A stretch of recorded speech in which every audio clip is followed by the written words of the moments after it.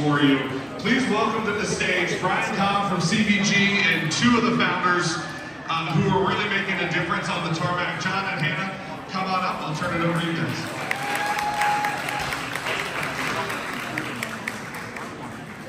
Evan, thank you so much. That is not an easy gig to run the entire day, so let's give it up for Evan. And absolutely would be remiss if we didn't just thank Abby and certainly JD for putting on yet another tremendous StartUpCINCY week. Great to be with you all. Brian Cobb, Chief Innovation Officer for CBG, Cincinnati, Northern Kentucky International Airport. And there is a theme for sure. Picking up on the last panel, what does an airport have to do with innovation? And it, frankly, is quite unique. Where is our uniqueness? So we are just about to hit our 8th year in this space. We started January 1st, so 8 years in. We are sitting at approximately 2 licensee agreements, and essentially that is where we have come up with our own IP internally. We have licensed it off to a local developer, and in turn they sell it for us. So the interest is selling it not just for airports, because we're a micro-municipality, we're also selling it to other industries. The other aspect is a revenue deal. And what does that revenue deal look like? It is, we're interested in the product. It's a startup product. We bring it into our ecosystem, and frankly, we're interested in not how the product operates today, but what the product can be in the future. The interest is, if we're providing feedback, direct consumer feedback, constantly, on frankly a quarterly basis, and we're modifying and improving that product, that's what makes us uniquely situated to do things very differently from what our cohorts are doing around the world. And what does that imply? It is absolutely, we are not interested in taking the product as is and just pulling it off the shelf and plugging it in and being one of those companies that says, hey, look how innovative we are. That's not us. And typically, we will turn folks away and say, we're not interested in modifying what our product is. So we end up finding startups that are very unique in the space. Very unique, just flat out from starting, oftentimes from scratch. So from that perspective, I'm incredibly thrilled to bring two of our most intriguing startups with me today. One local and one originally not local that has since moved to the region, which again has become kind of like, credit to Beltways, the poster child for what our community is about and what it should continue to be in the years and decades to come. So first, I'll turn it over to Hannah, and if you would just kind of describe what Infotap is and how we are working together, please. Yeah, of course. I'm Hannah. I'm the lead engineer at Infotap. I'll start off with a question. How many of you guys have flown through CBG in the last couple of years? Okay, how many of you guys? Thank you. Thanks for picking CBG. We thank you dearly. How many of you all wanted to get on the Wi-Fi while you were at CBG? Awesome. Were you all presented with a survey? Give me a thumbs up if you liked it. Wait, and before you give me any thumbs down, my bosses are here, so let me keep my job. But that's what Infotap is. We're a gamified survey platform. So what that means is we try to make surveys fun and get meaningful responses from people was kind of our like proof of concept. CBG came to us, we got this product, we partnered with them to make this proof of concept to prove that surveys can be valuable for large facilities like airports.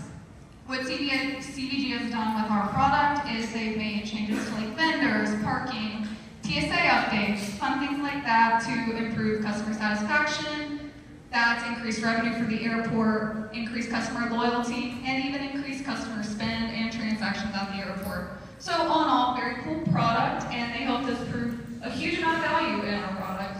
And I get fun questions from friends of friends sometimes being like, hey, there's this fun survey I took at the airport, and I'm like, I did that, which is pretty cool. So that's the opportunity CBG has presented with us. Yeah, I think that wraps it up. Thanks, Hannah. And it truly is, and I think a current and common theme that you'll hear throughout the next several days is the cultivation of data. We cannot possibly pull enough data to ultimately end up with a curated experience for our consumer.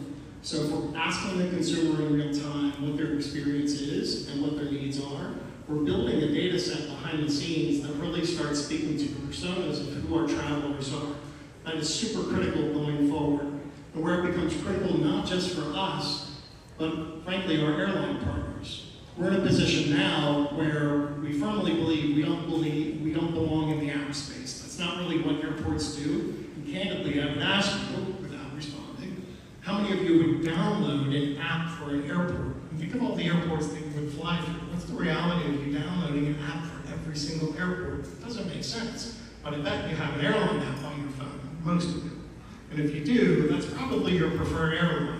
So we're really positioning ourselves to work closely with our airline partners to pull bigger data sets, to pull bigger bookends, and to share that data with them through APIs. That becomes incredibly valuable for them and valuable for us as a community partner to make sure that you, probably you that raised your hand, continue to come back and you tell your friends and family for the same thing.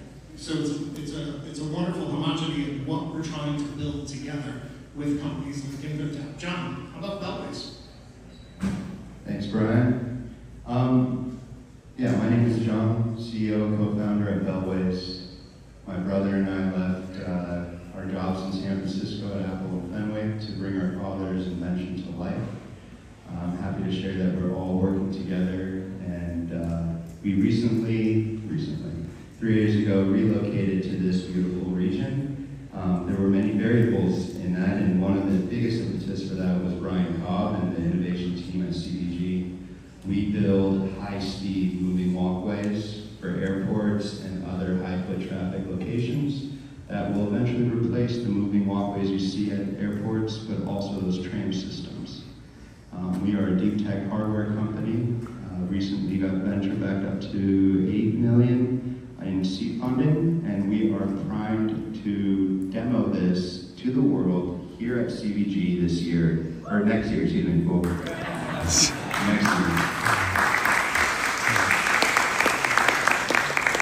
It will be a first in US history, and it will be the only one in operation in the world. And it goes to the testament of this region to attract us to manufacture here. One of our largest shareholders is Key Horse Capital, who gets some of their funding from the Cabinet of Economic Development of the state of Kentucky. They were a huge part in keeping us here. And also CVG. CVG used to be a Delta hub, huge airport, 16 walkways and 2 tram systems, both of which are not really made by the same company today. It's a prime opportunity to modernize, in addition to all the modernization going on at CVG. We felt it was an opportune time to really show that we want to be here long term, grow and hire here, and really just try to service this airport to truly make it one of the most innovative in transportation in the world. So we're on that mission. Thank you. Thanks, John. Absolutely. Long in coming, and I can't tell you. So for those of you that raise your hand and say we fly out of CVG, be perfectly candid, how many of you have walked past a shutdown moving walkway? That's what I was afraid of. That's the last thing I want to see. And hopefully in the years to come, with a product like Beltways, we're not in that situation. By the way, John, quick shout out for tonight at 6 o'clock, I think on the 6 p.m. news. You want to share more?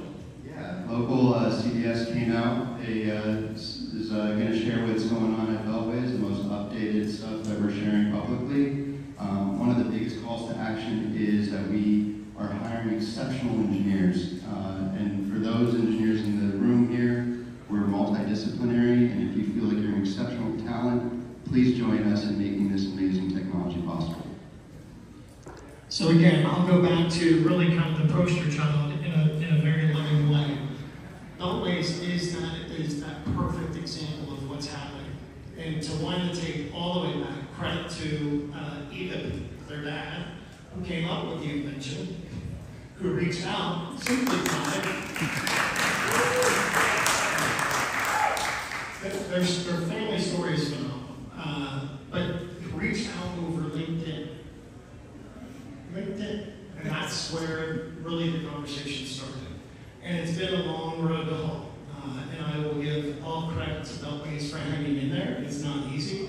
I would say the not easy part is, by the way, we're a quasi-government entity. We do come with a lot of challenges in procurement. We come with that red tape, sadly. But we really, not just as CBG, but as airports in the US, have to start thinking dramatically different about what we're doing about aged infrastructure. And I go back to those moving walkways and the criticality of what the design principle is on Beltways versus, well, why can't we just get the current walkways to work right?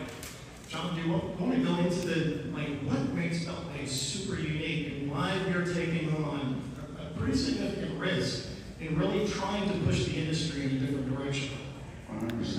And testament to CBG is, again, you really helped steer this. And we came out here without a contract or anything, just on a handshake. And Brian has really helped through the whole process, and we're nearing the end of that chapter and moving on to pilot. The thing that makes us different, I think, from a passenger point of view is we're up to 10 times faster than a slow-moving walkway. They go around CBG's goes 1.4 miles an hour.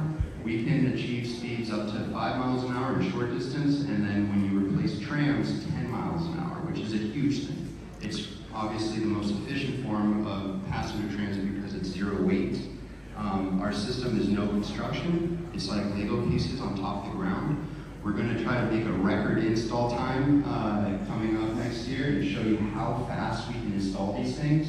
Obviously, because there's no construction, it's relocatable, it's extendable, it's dynamic. And then when you get the power of the network, everything is synergistic on an OS platform that tells you everything about the system, the passengers, and we're doing some even crazier, amazing features that you're going to see later on when we release those. But all that hardware is built into this pilot, and like you said, it's a test bed for innovation. A lot of those features are going to be tested and then deployed live at this pilot.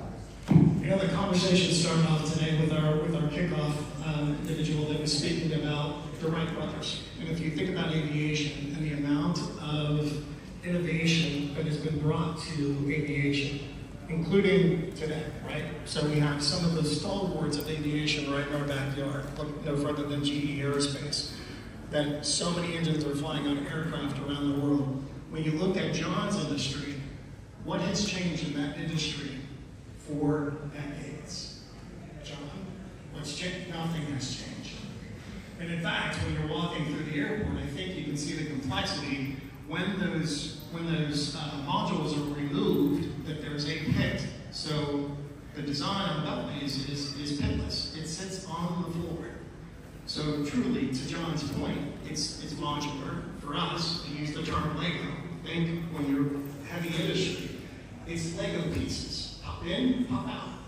A system goes down, a section goes down. We don't have to shut down the entire system. We just remove a section, put a new one in, turn it on, and we're back in the business.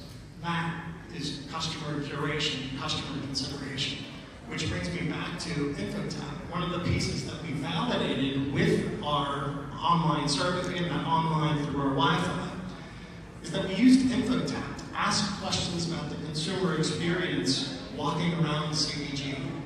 John had indicated it is a former airline hub, so it's pretty big by airport or city size. So from that perspective, when new flyers come into town, they're not necessarily used to walking long distances. So if the moving walkway is out of service, now it's even complicated further. If the train is out of service, that's even worse. But we used Infotap, and here I don't know if you remember the specifics, I can certainly back you up. But tell us about the gamification and what makes that so unique versus like a survey.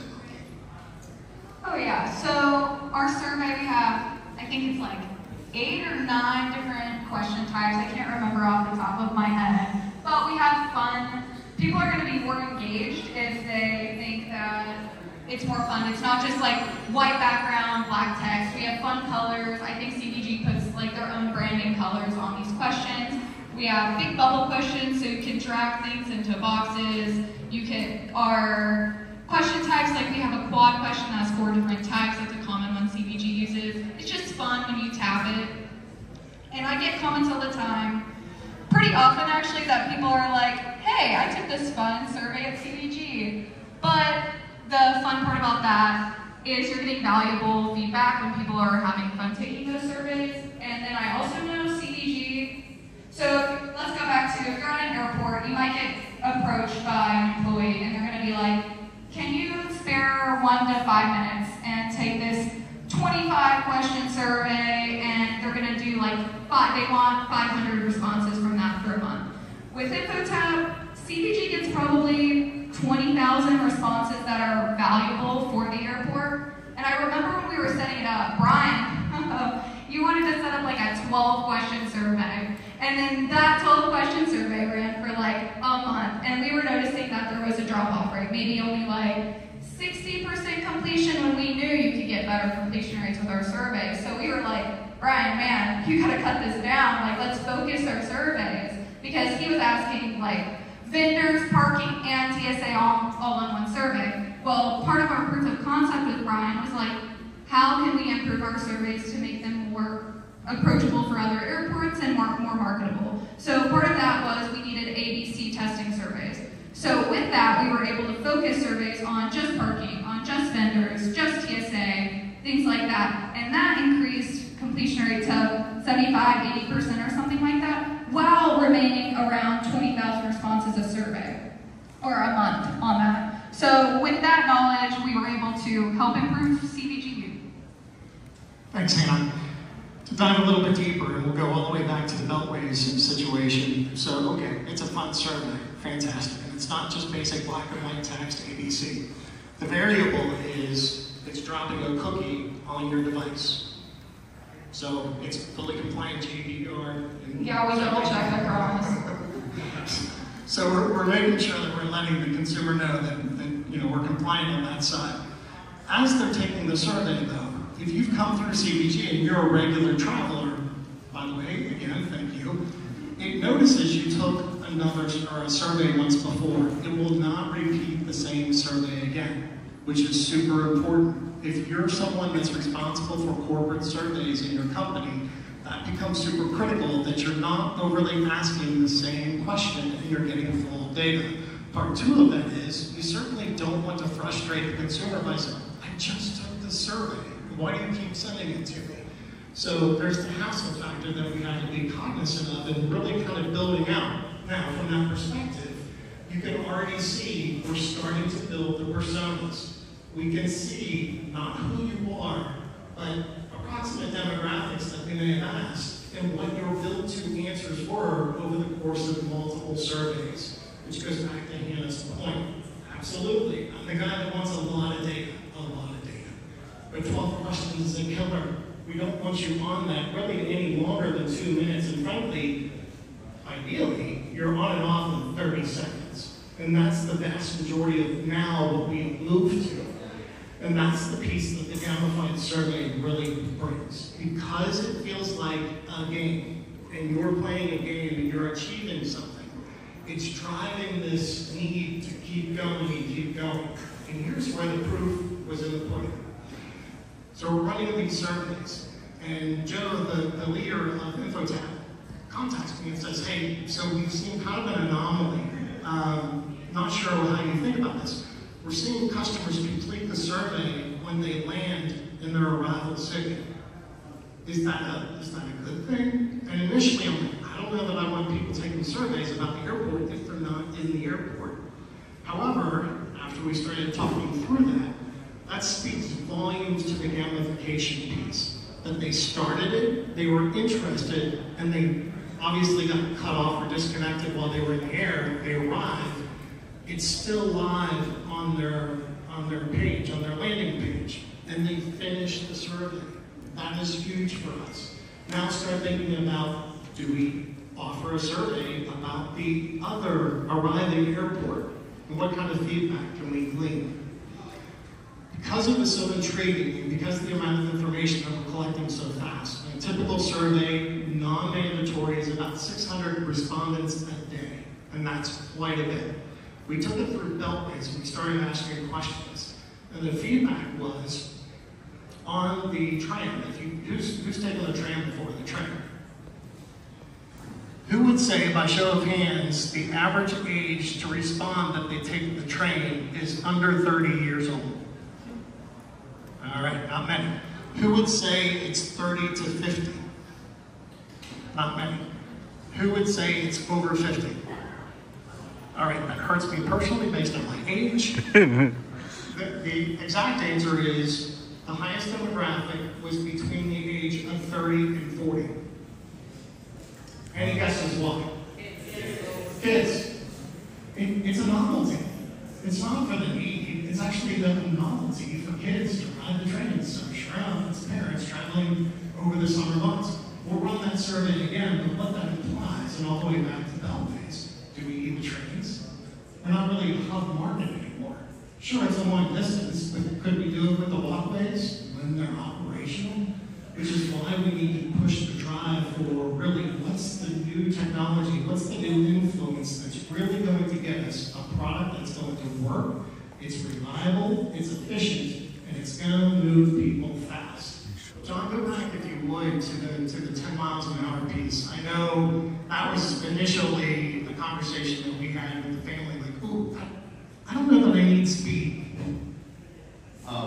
So it's not like right off the bat going 10 miles an hour. There's a gradual acceleration. It starts at what you experience in normal moving walkway going, and then it gradually, perceptibly gets faster and faster to a top speed in the middle before it starts to decelerate at the end. We have full flexibility in that speed profile and can adapt it, and we'll learn what that sweet spot is during the pilot.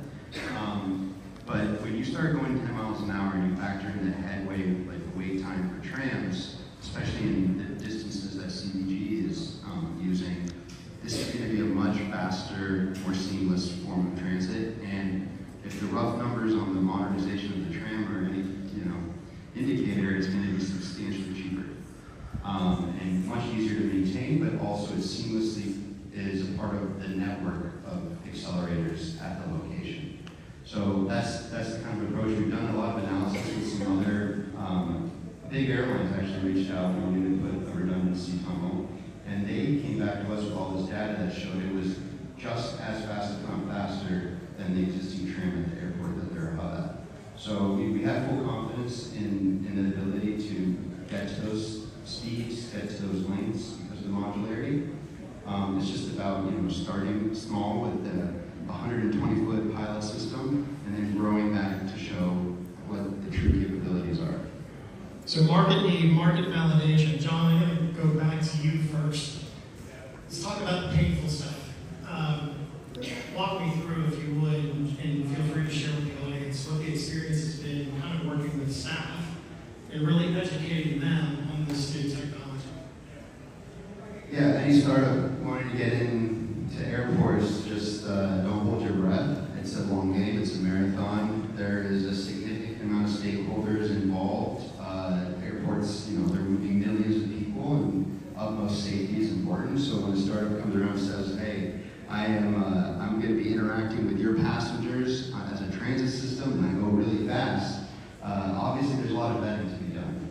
There's been many on-site visits by almost every stakeholder group from the airport coming to vet things, hours and hours of inspection. There's been a lot of cooperation with the states. And the president was poking his finger in the transition. Do you remember? Oh yeah, we've done a lot of safety testing, and there's nothing that I wouldn't put myself through, or even my daughter has volunteered to baby test a lot of these features. And your daughter's how old, John? She couldn't walk. Yeah. But we're confident in the safety of the system. Really, my brother and I are on the regulatory committee for the industry for Canada and US. We're very involved in the safety, and it's honestly the amount of redundancies and safety features are likely overspec'd, but we just want to make sure and everything in our power that this is going to go very smoothly and that people are going to enjoy this thing, and safety is an afterthought because you're just going to assume it. Which seeing is believing, and that was the critical piece about the products for both of you, actually. Where I want to kind of wrap it up is super important on the corporate side, on our side, to make sure that there is a PM involved.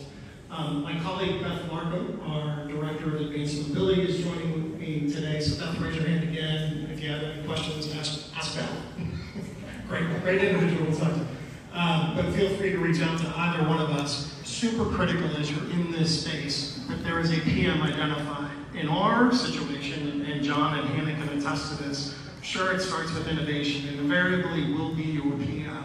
So someone on our team is the individual that's really liaising and guiding you through the process. But ultimately, you've got to figure out, and if someone is not telling you on this corporate side, you need to ask the question, who's going to own it? Who's the business unit that's going to own this product when innovation, or whomever my lead is, that steps aside? If someone is not identified, 9 times out of 10, it will fail. And I'm sorry to tell you that, but that's the harsh reality. If we have learned anything in this space, for us as the airport side, and really sharing with our colleagues as we travel the world, sharing our startups, is that it's super, super critical. Who is the business unit? Who is the owner that's going to pick up the ball? And lastly, what is the story? What is the narrative that you're going to share collectively? If that business unit doesn't see the value in the product and they haven't helped script the story almost from the beginning, it's going to have a difficult chance of surviving. So it's super, super critical to really write that story from the get-go, which is why it's painstakingly slow sometimes. But in order to make sure that it's successful, you've got to kick it off. Hannah, you've had direct experience with our staff as well. Again, just blunt, share what the challenges and what the wins have been. Let's see, I think I remember we were doing this, we were setting up our pilot like 2.5 years ago probably now, and we set up our pilot. We knew it was going to run for, what was it, like 6 months, I think was our pilot? Yeah, so we do our pilot, we had our quarterly meetings, and even before I think we went live, we probably did 2 meetings with CVG to make sure we had everything they needed. So there was like that initial, this is our concept, what do we need to actually get a pilot going? So we did that, we set up our pilot, it ran for about 6 months, and then we had to go, there was like some quiet line time where we didn't always have an active contract with CVG, and we kind of had to do like faith-based, like you guys can keep our product, we know a contract is coming. We knew there was a lot of red tape, a lot of different, I think there was leadership changes going on at CVG, there was a lot of stuff going on. So there were probably a few months where we didn't actually have anything active with CVG, but they were still using Infotap, and we just had to trust that that was going to go through. And it did. We had to do an official like RFP process after our pilot and all of that good stuff, but during the pilot, we had to prove the value, and after we had the value, we were able to do that RFP and know CVG was going to pick us. So it was, I think, maybe 4 months after our pilot, we got like an official agreement or something like that. I can't remember the exact details, but it was definitely a long process. So I think you want to go into business with an airport, be very prepared for a very long and arduous process. Lots of contract redlining, lots of back and forth, quite a few quarterly meetings. But all in all, it's definitely been worth it for us. We've been able to prove our large facility proof of concept, so it's been an experience. Which take that again as a government entity. It's not just an airport, and I know Hannah didn't imply that. But there's RFP processes, and you have to be prepared to go through that arduous process to understand what the RFP is asking you and what's the best way to win it. There's never any guarantee, and both of those individuals have heard me say that numerous times. There's never a guarantee. However, the purpose of the pilot for us has been, what are the lessons learned and what's the product that's best fit for us? So we don't get the individuals and a lot of companies that come to us as, we've got the silver bullet that will solve all of your problems, AI. So it's super dangerous out there, and I know you know that, but make sure that you have a product that's been validated, that's ready to pilot, and that it's willing and you're ready and willing to stand the test of time through that process. On that note, thank you very much. Enjoyed sharing our story with you today, and please feel free to reach out to any of us. Thank you. All right, keep it going for Brian, Hannah, and John. We're going to give about 2 more minutes, and we're going to come back and start talking about food.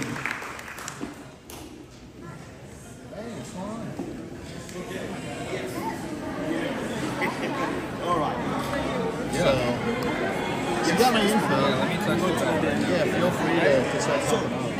to an MVP. We want to an ultra. But an MVP, we don't do everything. We try to do Metin, take picture. Metin. Metin. Take picture. Go there. Go there. Oh, there we go. Go there.